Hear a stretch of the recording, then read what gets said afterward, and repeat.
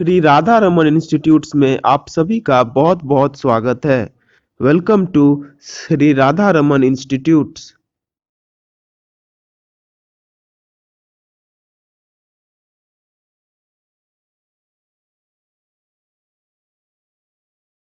तो आज का हमारा टॉपिक है choices of channel of production. तो कल जो है हमने चैनल्स ऑफ प्रोडक्शन के बारे में थोड़ा बहुत नॉलेज लिया था कि चैनल्स ऑफ प्रोडक्शन आखिरकार होते क्या है। सो अब channel of production is the way through which goods and services are brought from the point of production to the point of consumption. मतलब जहाँ पे वो प्रोड्यूस हो रहे हैं वहाँ से जहाँ पे वो कंज्यूम होंगे वहाँ तक का जो भी वो सफ़र होता है वो सब कुछ हम लोग चैनल ऑफ डिस्ट्रीब्यूशन के अंदर में।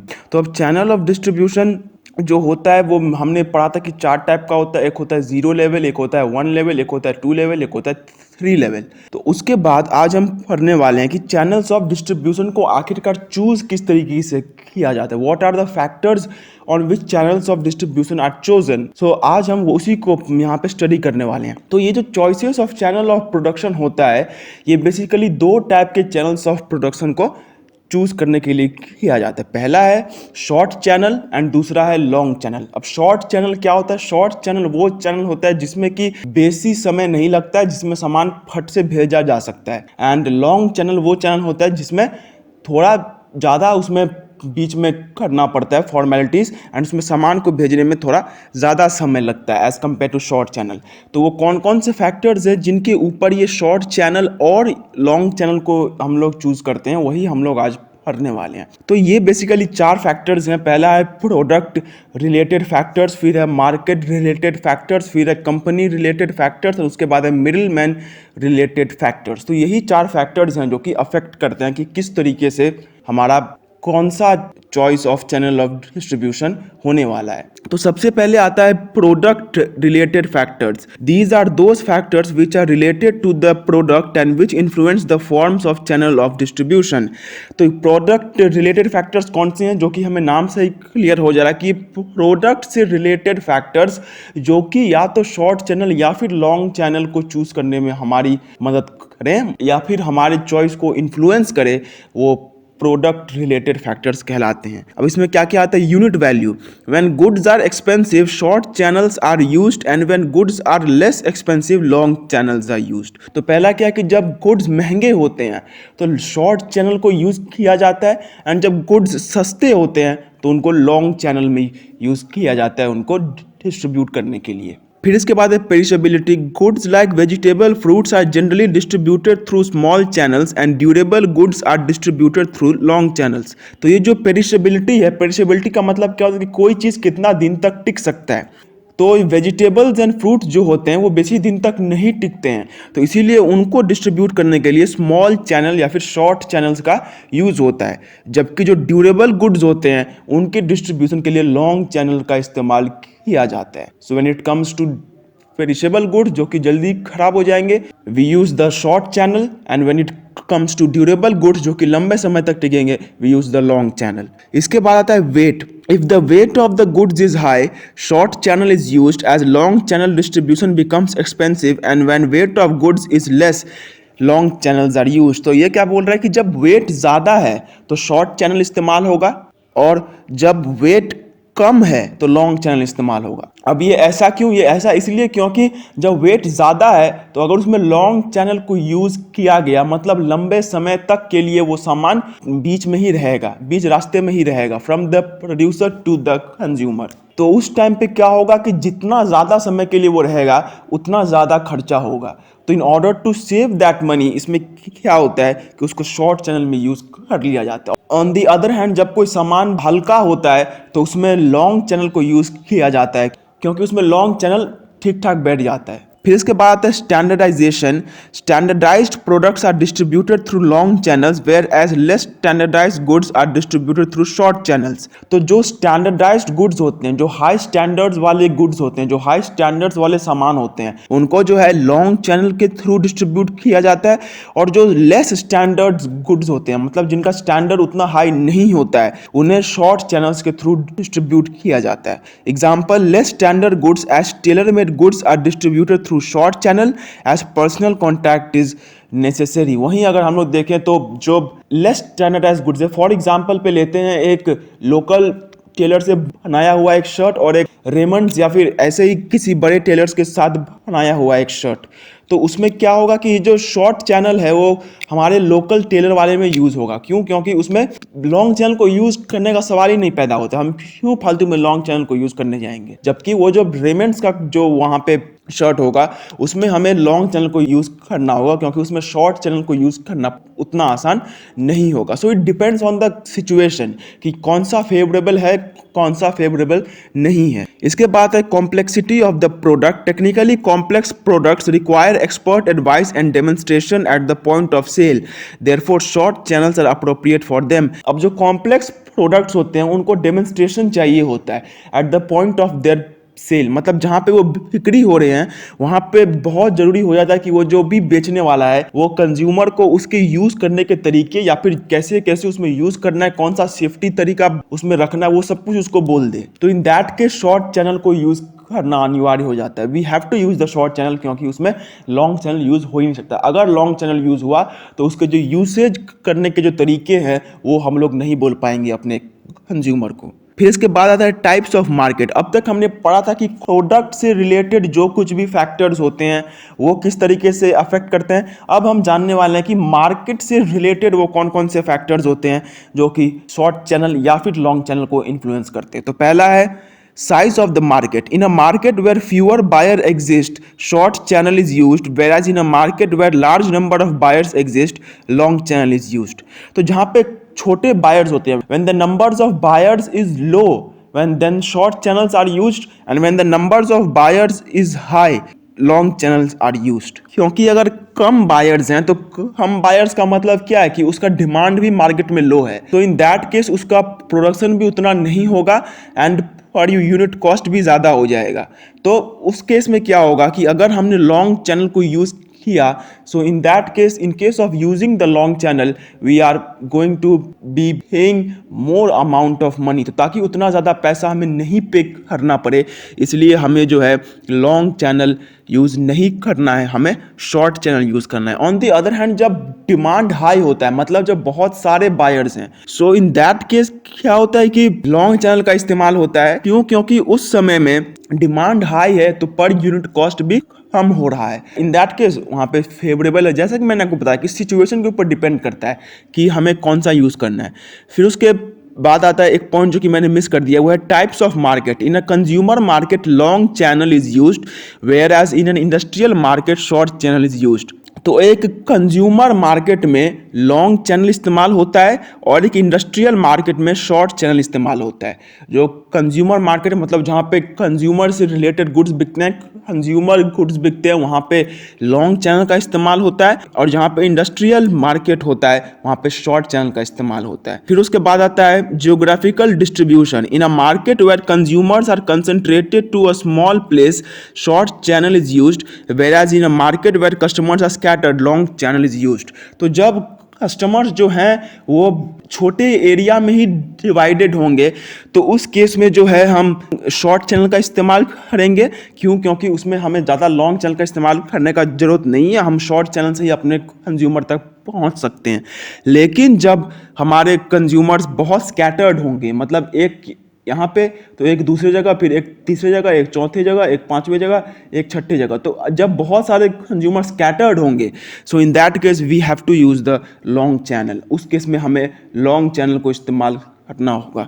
फिर आता है उसके बाद size and frequency of order. If the goods are bought infrequently and in small quantities होगा, ये इसको आप लार्ज से स्मॉल कर लीजिएगा, शॉर्ट चैनल इज यूज्ड। तो जब गुड्स को बहुत मतलब इनफ्रीक्वेंट उनका खरीदारी होता है, जब बहुत लंबे समय बाद उनका खरीदारी होता है, सो इन दैट केस जो है हम शॉर्ट चैनल का इस्तेमाल करते हैं। लेकिन जब गुड्स को बल्क में परचेज किया जाता है, when goods are purchased in bulk और फ्रीक्वेंटली, जब फ्रीक्वेंटली ही उनको बार बार उनको खरीदा जाए, एक रेगुलर समय में खरीदा जाए, तो उस समय पे लॉन्ग चैनल इस्तेमाल होता है। तो मतलब क्या है कि जब गुड्स इनफ्रीक्वेंटली मतलब उतने जल्दी नहीं खरीदे जाएंगे, शॉर्ट चैनल इस्तेमाल होगा, और जब गुड्स जल्दी खरीदे जाएंगे तो लॉन्ग चैनल इस्तेमाल होगा। फिर इसके बाद आता है कंपनी रिलेटेड फैक्टर्स। अब एक मैन्युफैक्चरर से कौन कौन से रिलेटेड फैक्टर फैक्टर्स होते हैं जो कि अफेक्ट करते हैं कि हम कौन सा चैनल ऑफ डिस्ट्रीब्यूशन लेंगे। तो उसमें पहले आता है financial strength. If the company is financial strong it can create its own system of distribution thus using short channel, but financially weak firms have to use the long channel distribution. तो जो firms के पास अच्छा खासा पैसा है वो क्या कर सकते हैं, वो खुद ही अपना डिस्ट्रीब्यूशन चैनल क्रिएट कर सकते हैं। तो उस केस में क्या होगा कि शॉर्ट चैनल का इस्तेमाल होगा। क्यों? क्योंकि शॉर्ट चैनल में होता क्या कि सामान जल्दी से जल्दी प्रोड्यूसर से कंज्यूमर तक जा पाता है। तो जो प्रोड्यूसर्स लायक हैं कि वो इस तरीके से बना सकते हैं अपने लिए एक शॉर्ट चैनल बना सकते हैं, तो वो लोग उस शॉर्ट चैनल को बना के उसको यूज करेंगे। लेकिन जो शॉर्ट चैनल बना नहीं सकते हैं उन्हें मजबूरी में लॉन्ग चैनल का इस्तेमाल करना होगा। इसके बाद आता है desire for control. A firm wanting tight control over distribution may use short channel of distribution whereas the traditional long channel is used if the control is not so tight। अब अगर वो जो फर्म है जो कि उसको produce कर रहा है, अगर वो चाहता है कि उसके डिस्ट्रीब्यूशन पे उसका बहुत ज्यादा कंट्रोल हो, मतलब if it wants that the control is tight, वो जो कुछ भी बना रहा है उसके ऊपर उसका बहुत हाई कंट्रोल हो, उसके ऊपर उसका कंट्रोल ज्यादा हो, सो इन दैट केस वहां पे जो है वो शॉर्ट चैनल का इस्तेमाल करेगा। क्यों? क्योंकि शॉर्ट चैनल में जो है वो अच्छे से अपना कंट्रोल रख पाएगा। लेकिन जब उसे उतनी कंट्रोल की जरूरत नहीं है तो वो लॉन्ग चैनल का इस्तेमाल करेगा। अब इसको मैं फिर से एक बार एक एग्जांपल के थ्रू समझा दे रहा हूं। मान के चलिए एक फर्म है जो कि अपना सामान बहुत सोच समझ के भेजती है, बहुत सिक्योरिटी में भेजती है। तो लॉन्ग चैनल में अगर वो उसको भेजती है तो लॉन्ग चैनल बेसिकली होते क्या, ये सब एक कुरियर वाले कंपनीज होते हैं जो कि सामान पहुंचाते हैं। लॉन्ग चैनल में यही होता है। तो वो जो कुरियर कंपनीज हैं वो अब सामान का ठीक से ख्याल रखेंगे कि नहीं रखेंगे इसकी कोई गारंटी नहीं होती है। बट अगर उस कंपनी को चाहिए कि वो सामान ठीक से रहे तो वो शॉर्ट चैनल का इस्तेमाल कर सकता है। क्यों? क्योंकि शॉर्ट चैनल में उतना ज्यादा ताम झाम नहीं होता है एंड उसमें वो आराम से अपना काम कर सकता है। लेकिन जब उसे ये लगता है कि उसे उतना ज़्यादा टाइट कंट्रोल नहीं चाहिए, उतना ज़्यादा टाइट कंट्रोल के बिना भी वो अपना काम कर सकता है, सो इन दैट केस वो जो है लॉन्ग चैनल का इस्तेमाल कर सकता है। फिर volume of output. A company with large amounts of output preferred the short channel distribution whereas a company with low output level prefers the long channel distribution। तो एक कंपनी जिसका बहुत ज्यादा आउटपुट होता है वो शॉर्ट चैनल डिस्ट्रीब्यूशन का इस्तेमाल करता है, और जो कंपनी जिसका आउटपुट लेवल लो होता है वो लॉन्ग चैनल डिस्ट्रीब्यूशन का इस्तेमाल करता है। सो कंपनीज जिसमें आउटपुट हाई हो वो शॉर्ट चैनल का इस्तेमाल करेंगे, एंड जो कंपनीज का आउटपुट लो हो वो लॉन्ग चैनल का इस्तेमाल करेंगे। फिर इसके बाद आता है मिडिलमैन रिलेटेड फैक्टर्स। मतलब वो जो मिडिलमैन जो कि इन्वॉल्व होते हैं between the producers and the consumers, उनके ऊपर किस तरीके से डिपेंड करता है कि कौन सा चैनल ऑफ डिस्ट्रीब्यूशन इस्तेमाल होगा। तो पहला है availability of middleman. When middleman are available long channel is used and when middleman are not available short channel is used. तो जब मिडिलमैन अवेलेबल होंगे, मतलब जब एजेंट, होलसेलर, रिटेलर ये सब मौजूद होंगे तो उसमें लॉन्ग चैनल का इस्तेमाल होगा। लेकिन जब ये सब मौजूद नहीं होंगे तो मजबूरी में शॉर्ट चैनल का इस्तेमाल होगा। फिर इसके बाद आता है attitudes of middleman. Refusal of a middleman to service may result in the firm adopting the short channel. अब अगर मान के चलिए कोई एजेंट या फिर कोई होलसेलर या फिर कोई रिटेलर है एंड वो क्या करता है कि वो मना कर देता है अपना सर्विस देने से, तो उस केस में क्या होगा कि वहां पे लॉन्ग चैनल का इस्तेमाल नहीं हो पाएगा, तो वहां पे हमें शॉर्ट चैनल का इस्तेमाल करना होगा। क्यों? क्योंकि अगर ये लोग स्ट्राइक करते हैं या फिर किसी भी रीजन से अपना काम करना बंद कर देते हैं तो उस केस में हमें नुकसान होगा, एंड उस नुकसान से बचने के लिए हम शॉर्ट चैनल का इस्तेमाल करेंगे। फिर उसके बाद services provided by middleman. Certain services provided by middleman such as advertising and storage may influence to follow long term channel. अब हम जानते हैं कि ये जो मिडिलमैन होते हैं ये कुछ सर्विसेज भी देते हैं, एंड उन सर्विसेज में से एक सर्विस है एडवर्टाइजिंग एंड दूसरा है स्टोरेज। तो अगर मिडिलमैन एडवर्टाइजिंग भी दे रहे हैं एंड स्टोरेज भी दे रहे हैं या फिर दोनों में से कोई एक दे रहे हैं तो फर्म का काम बहुत हद तक कम हो जाता है।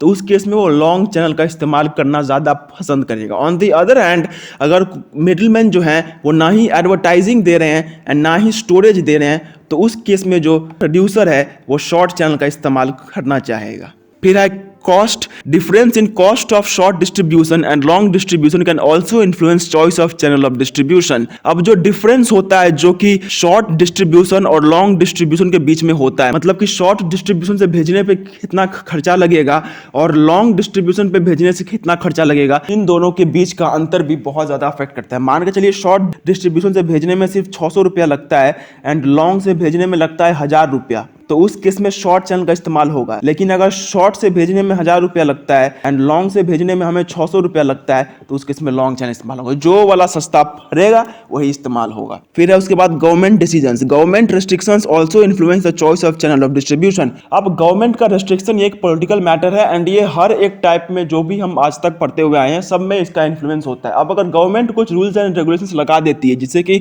शॉर्ट चैनल इस्तेमाल नहीं होगा, लॉन्ग चैनल इस्तेमाल नहीं होगा, तो उसके ऊपर बहुत डिपेंड करता है। तो हम उस केस में गवर्नमेंट के अगेंस्ट तो नहीं जा सकते हैं, या फिर अगर जाना भी होगा तो बहुत मुश्किल होगा। तो उस केस में मेजॉरिटी ऑफ द कंपनीज क्या करती हैं कि जो उस टाइम फेवरेबल लगता है वो उस टाइम वही करती हैं। जैसे कि मैंने आपको अब तक कहा है कि वो डिपेंड करता है सिचुएशन पे कि सिचुएशन किसके फेवर में है, शॉर्ट के कि लॉन्ग में। अगर वो शॉर्ट के फेवर में है तो शॉर्ट इस्तेमाल होगा, अगर वो लॉन्ग के फेवर में है तो लॉन्ग इस्तेमाल होगा। इसके बाद आता है हमारा एक नया टॉपिक जो कि छोटा सा ही टॉपिक है इसके अंदर में, वो है physical distribution. Now physical distribution refers to a series of inter related activities involved in movements of goods from one place to another so that they are available to the consumers at the right time and the right place। तो physical distribution क्या होते हैं कि एक producer से consumer तक सामान पहुंचने में बहुत सारे एक्टिविटीज होते हैं। स्टोरेज हो गया, वेयर हाउसिंग हो गया, फिर उसके बाद इन्वेंट्री कंट्रोल हो जाता है। तो इतना सारे एक्टिविटीज जो होते हैं वो सब के सब मिडलमैन रिलेटेड फैक्टर्स होते हैं एंड ये सब इंटर रिलेटेड फैक्टर्स होते हैं। ये सब एक के ऊपर डिपेंडेंट होते हैं। तो ये जो डिपेंडेंट इंटर रिलेटेड फैक्टर्स होते हैं जो कि एक जगह से दूसरे जगह में किसी सामान को भेजने में मदद करते हैं, तो इनका जो सीरीज होता है, मतलब एक सीरीज जिनमें ये हो रहा है इंटर रिलेटेड एक्टिविटीज, पहले स्टोरेज, फिर वेयर हाउसिंग, फिर उसके बाद इन्वेंट्री कंट्रोल, तो ये सब कुछ जो कि एक सीरीज में हो रहा है, इसी सीरीज को हम लोग बोलते हैं फिजिकल डिस्ट्रीब्यूशन। तो फिजिकल डिस्ट्रीब्यूशन क्या है? Physical distribution is a series of inter related activities which directs the flow of the goods and services from the producer to the consumer और from one place to another। के बाद आता है warehousing. Goods are produced in factories on a continuous basis but they are not sold immediately after their production. There is a time gap between production and selling, so for the time being goods must be stored in order to protect them from spoilage, breakage and leakage etcetera till the time they are sold. This storing of goods to protect them is known as warehousing. तो होता क्या है कि जब producer में किसी सामान का प्रोडक्शन होता है तो प्रोडक्शन के बाद ऐसा ही नहीं हो जाता है कि उसका सेलिंग तभी के तभी हो जाता है।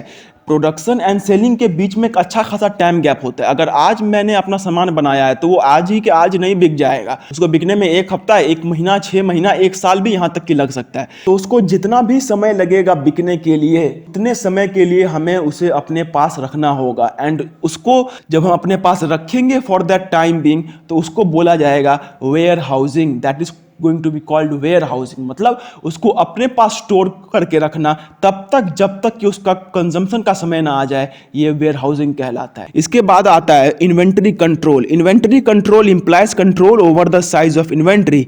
It is a planned approach of attaining inventory at such a level so that the cost of inventory is minimized without affecting sales. Inventory control is the process of deciding what and how much of various items are to be kept in stock. It also determines the time and quantity of various items to be purchased. The basic objective of inventory control is to minimize investment on inventory and ensure adequate stock of each item at the same time. तो inventory control क्या होता है? Inventory control होता है inventory के ऊपर में control रखना। मतलब हमारे पास कितना स्टॉक ऑफ गुड्स हमेशा मौजूद रहेगा या फिर एक समय में कितना स्टॉक ऑफ गुड्स हम अपने पास रखेंगे, इनको मेंटेन करने को बोला जाता है inventory control. So maintaining what amount of goods we have to keep with ourselves, that is known as inventory control. तो इन्वेंट्री कंट्रोल मतलब होता है कि हम अपने पास कितना सामान रखेंगे। फॉर एग्जांपल हम अगर हमारे पास 500 क्विंटल राइस रखेंगे या फिर हम हमारे पास 500 टन राइस रखेंगे या फिर हम कितना राइस रखेंगे अपने स्टोरेज में, तो वो इन्वेंट्री कंट्रोल कहलाता है। मतलब हम इन्वेंट्री के ऊपर एक कंट्रोल रख रहे हैं, तो यही इन्वेंट्री कंट्रोल कहलाता है। तो ये भी फिजिकल डिस्ट्रीब्यूशन का एक पार्ट है। इसके बाद आता है order processing. The manner in which customer orders are processed determines the level of customer service. More quickly and accurately the orders are processed, greater is the level of customer satisfaction. Business firms are investing money in information technology system to make order processing faster and enhance customer service. तो order processing का मतलब क्या हुआ, जो कि हमें नाम से ही क्लियर हो जा रहा है कि ऑर्डर किस तरीके से प्रोसेस हो रहा है. How is the order being processed. तो जब ऑर्डर को फटाफट प्रोसेस कर लिया जाता है तो इसमें कंज्यूमर खुश हो जाता है. एंड जब कंज्यूमर खुश है तो हम तो जानते हैं कि कंज्यूमर एक मार्केट का राजा होता है. तो उस केस में जब राजा ही खुश है तो जाहिर सी बात है मार्केट अच्छे कंडीशन में चल रही है. लेकिन जब कंज्यूमर सेटिस्फाइड नहीं है उसका ऑर्डर प्रोसेसिंग तरीके से, वो ऑर्डर अब करता है 2-3 बाद जाके उसका ऑर्डर एक्सेप्ट होता है, फिर उसको डिलीवर होने में 2-3 हफ्ते लग जाते हैं, लेट डिलीवर होता है, उसको लेट डिलीवर के लिए कुछ कैशबैक नहीं मिलता है, उसको फिर भी उतना ही पैसा देना पड़ता है. तो इन दैट केसेस क्या होता है कि वो जो कस्टमर होता है उसको एक नेगेटिव व्यू पॉइंट हो जाता है उस प्रोड्यूसर के ऊपर में, या फिर वो जो भी सेलर है, तो वो मार्केट के लिए ठीक नहीं है. इसके बाद आता है ट्रांसपोर्टेशन. अब transportation refers to the physical movement of goods from one place to another. Roadways, ships and airlines are used for shipping goods from one place to another. And इसमें रेलवेज भी आता है. तो ट्रांसपोर्टेशन का मतलब क्या होता है कि अब हम फिजिकली अपने गुड्स को एक जगह से दूसरी जगह पे लेके जा रहे हैं. We are physically carrying the goods from one place to another. मतलब फॉर एग्जाम्पल अगर एक फैक्ट्री है जो कि शिमला में है एंड उसका कंजम्पशन है जो कि हावड़ा में होना है. फॉर एग्जाम्पल एप्पल्स का ही लेते हैं. तो एप्पल्स जो कि शिमला से बाय रोड, रेल या फिर एयरलाइंस, बाय जो भी तरीके से वो हावड़ा आते हैं, so that is going to be known as transportation.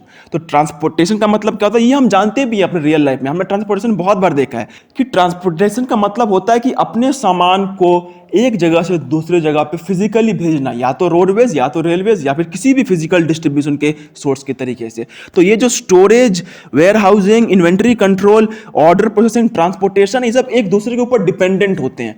For example अगर हमारा वेयर हाउसिंग अच्छे से नहीं होगा तो हम इन्वेंट्री कंट्रोल ठीक से नहीं कर पाएंगे. मतलब अगर हमारे पास अच्छा खासा वेयर हाउस नहीं है, हमारे पास हमारा ऑर्डर जितना आ रहा है उतना वेयर हाउस नहीं है उसको संभालने के लिए, तो उस टाइम पे हमारा इन्वेंट्री उतना नहीं रह पाएगा. फॉर एग्जांपल अगर हमें 1000 क्विंटल का राइस रखना है लेकिन हमारा जो स्टोर हाउस है वो सिर्फ 700 क्विंटल तक राइस रख पाएगा, तो हम हमारा इन्वेंट्री कंट्रोल नहीं कर पाएंगे. On the other hand order processing, अगर हमारा इन्वेंट्री कंट्रोल ही उतना अच्छे से नहीं होगा, हमारे पास स्टॉक ऑफ गुड्स ही उतने अच्छे से नहीं रहेंगे, तो इससे हम ऑर्डर भी जल्दी से जल्दी नहीं प्रोसेस कर पाएंगे. एंड उसके बाद है ट्रांसपोर्टेशन. अगर हम ट्रांसपोर्ट ही नहीं कर पाएंगे सामान को बहुत जल्दी, तो उस केस में क्या होगा कि जो ऑर्डर्स हैं वो प्रोसेस तो हो जाएंगे लेकिन हमारे कंज्यूमर्स तक पहुंचेंगे नहीं. सो इस तरीके से warehousing, inventory control, order processing and transportation ये एक दूसरे के ऊपर में इंटरडिपेंडेंट हैं. These are interdependent on each other. So guys हमारी ये आज की वीडियो यहीं पे ख़त्म होती है. एंड इस वीडियो को ख़त्म करने के साथ साथ मैं आपको बस एक ही एडवाइस देना चाहता हूँ कि आप प्लीज़ इस वीडियो पे पूरे डिपेंडेंट ना हो जाएं. मैं आपसे रिक्वेस्ट करूँगा कि आप जिस भी बुक को फॉलो करते हैं आप एक बार उस बुक को जाके पढ़िए, एकदम से इस वीडियो पे डिपेंडेंट मत हो जाइए. एंड अगर ये वीडियो को आप एग्जाम के समय में देख रहे हैं then I request you not to take this video as the only source जिससे कि आप एग्जाम में अच्छे मार्क्स स्कोर कर पाए. आप प्लीज जाके अपने कोई भी टेक्स्ट बुक हो उसे अच्छे से पढ़िए. तो गाइस आशा करता हूं कि ये वीडियो आपके लिए हेल्पफुल रही होगी, और अगर ये वीडियो आपके लिए थोड़ी सी भी हेल्पफुल रही होगी तो प्लीज इस वीडियो को एक बार लाइक जरूर कर दीजिए. और अगर आप ऐसे वीडियोस और भी फ्यूचर में देखना चाहते हैं तो चैनल को सब्सक्राइब करके बेल आइकन को जरूर प्रेस कर लीजिए. और अगर आपके कुछ भी डाउट्स, क्वेरीज या फिर क्वेश्चंस हैं उनको कमेंट सेक्शन में कमेंट जरूर कीजिए. एंड अगर आपके कुछ ऐसे दोस्त हैं जो कि इससे कुछ हेल्प पा सकते हैं तो ये वीडियो आप उनको भी प्लीज जरूर शेयर कर दीजिएगा. तब तक के लिए do take very good care of yourselves and bye bye and जय हिंद.